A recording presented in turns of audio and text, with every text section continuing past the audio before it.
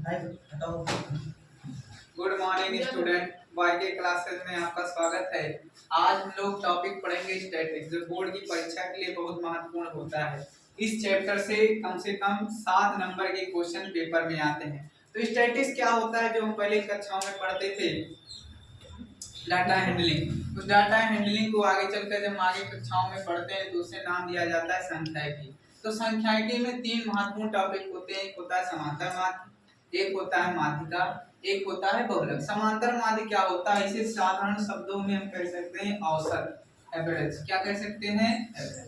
Average का मतलब होता है जितने भी डाटा दिए रहेंगे सभी डाटों को जोड़ लेंगे और उसके बाद जितने नंबर दिए रहे वो नंबर से उन्हें क्या कर देते हैं, भाग कर देते हैं। तो हमें उनका औसत पता चल जाता है, अरिथमेटिक मीन पता चल जाता है। इसको निकालने की 3 विधियां होती हैं। एक सिंपल मेथड होता है, एक पद विचलन होता है जिसे डायवर्जेशन मेथड बोलते हैं, एक लघुगणक मेथड होता है। इन तीनों में से एक ना एक मेथड से बोर्ड की परीक्षा में पूछा जाता है। माध्यिका क्या होती है? माध्यिका का मतलब होता है मध्य पद।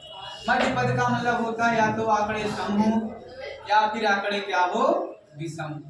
सम होने का मतलब होता है आंकड़े या तो इवन नंबर हो या फिर आंकड़े क्या हो, ऑड नंबर हो।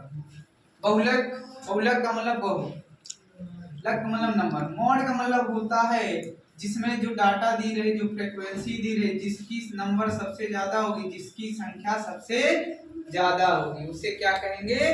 बहुलक। जैसे 2, 4, 6, 8, 10, 12, फिर 10 हो गया, फिर 10 हो गया, फिर 10 हो गया, 8 हो गया। नंबर ऑफ फ्रीक्वेंसी, जो नंबर सबसे ज्यादा बार आए रहेंगे उन्हीं को क्या कहेंगे? बहुलक यानी कि मॉड। तो सबसे ज्यादा नंबर कौन सा आया है?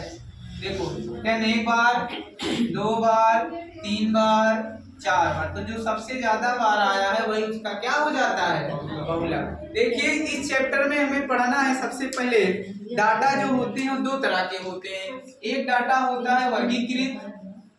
वर्गीकृत का मतलब होता है ग्रुप में होता है। किसमें होता है? ग्रुप में। जैसे कुछ डाटा दिए रहते हैं, किसी कक्षा के 20 विद्यार्थियों की बारंबारता और संख्या देकर पूछ लेता है, तो वो एक ग्रुप है। ग्रुप का मतलब वो एक ऑर्गेनाइज डाटा है। और एक दूसरा जो होता है वो होता है अवर्गीकृत आंकड़े। अवर्गीकृत आंकड़े का मतलब होता है अनग्रुप्ड डाटा, जिसमें ये नहीं पता होता है वो डाटा सीक्वेंस में है या नहीं।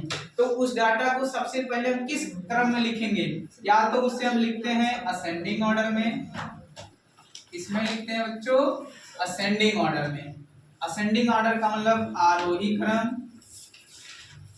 या फिर उससे लिखते हैं डिसेंडिंग ऑर्डर।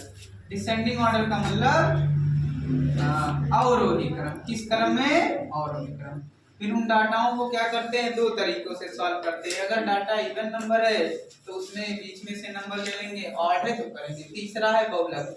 बहुलक का मतलब होता है जो नंबर सबसे ज्यादा है, जिसकी फ्रीक्वेंसी सबसे ज्यादा आएगी उसे बहुलक कहेंगे। मान लीजिए क्वेश्चन में आपसे पूछा जाए, मीडियन दे दे, मॉड दे दे और आपसे मीन पूछे, निकालने के लिए पूछा जाता है, तो फार्मूला होता है मॉड इक्वल 3 मीडियन -2 मीन। मतलब बहुलक बराबर 3 माध्यिका -2 माध्य। पेपर में आता है मीन मॉड मीडियन तीनों इकट्ठे पूछ लेता है, तो हमें 2 निकालना रहेगा और तीसरा हम निकालेंगे नहीं, तभी हमें इस फार्मूले से क्या हो जाएगा, पता चल जाएगा। हो जाएगा, पता चलेगा। तो सबसे पहले हम पढ़ेंगे समांतर माध्य, अरिथमेटिक मीन का सिंपल सा मेथड सबसे पहले हम लोग आगे बढ़ेंगे। 3 माध्यिका -2 माध्य सबसे इम्पोर्टेंट फार्मूला है, ये ऑप्शन में बहुत पूछा जाता है। Mod equal 3 median -2 mean. ठीक है, तो सबसे पहले सिंपल सा मेथड, अभी मत बनाना, कुछ ना करना।